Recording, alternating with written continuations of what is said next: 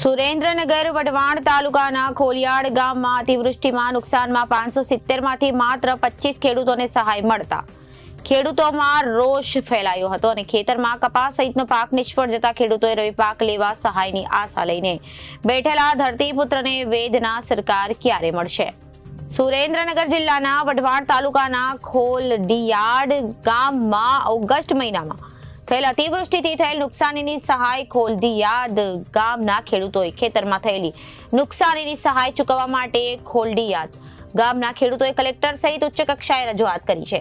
સુરેન્દ્રનગર જિલ્લામાં ઓગસ્ટ મહિનામાં થયેલી અતિવૃષ્ટિથી ખેડૂતોને થયેલા નુકસાનની થઈ છે ભરપાઈ અને ત્યારે ખોલડિયાદ ગામમાં અતિવૃષ્ટિથી ખેડૂતોને કપાસના પાકમાં ભારે નુકસાની થઈ છે.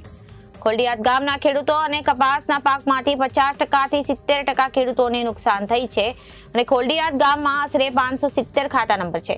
પણ ઓગસ્ટ મહિનામાં થયેલ અતિવૃષ્ટિથી થયેલ નુકસાની બધા ખેડૂતોને થઈ છે. અતિવૃષ્ટિના આશરે 2 મહિના થયા પણ અત્યાર સુધી ખેડૂતોની 20 થી 25 ખેડૂતો કે નુકસાની સહાય મળી પણ ખેડૂતોની હાલત ખરાબ થઈ ગઈ છે.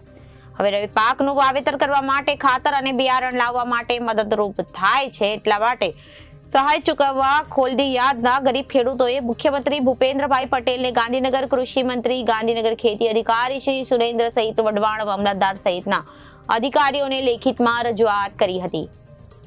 મારું નામ પટેલ ભાઈલાલ નરોત્તમભાઈ, ગામ ખોલડિયાદ, તાલુકો વઢવાણ, જિલ્લો સુરેન્દ્રનગર. મારા ગામમાં કુલ 570 ખાતેદાર છે. તેમાંથી 20 ખેડૂતને સહાય મળી છે અને 550 ખાતેદારને હજી બધી સહાયથી વંચિત છે અને હાલ શિયાળુ પાકનું વાવેતર થયું છે તો તેના માટે પૈસાની જરૂરત હોવાથી સહાય મળવા નમ્ર વિનંતી. રિપોર્ટર મહેશભાઈ ઉતેરિયા, એબીસી ન્યૂઝ, સુરેન્દ્રનગર.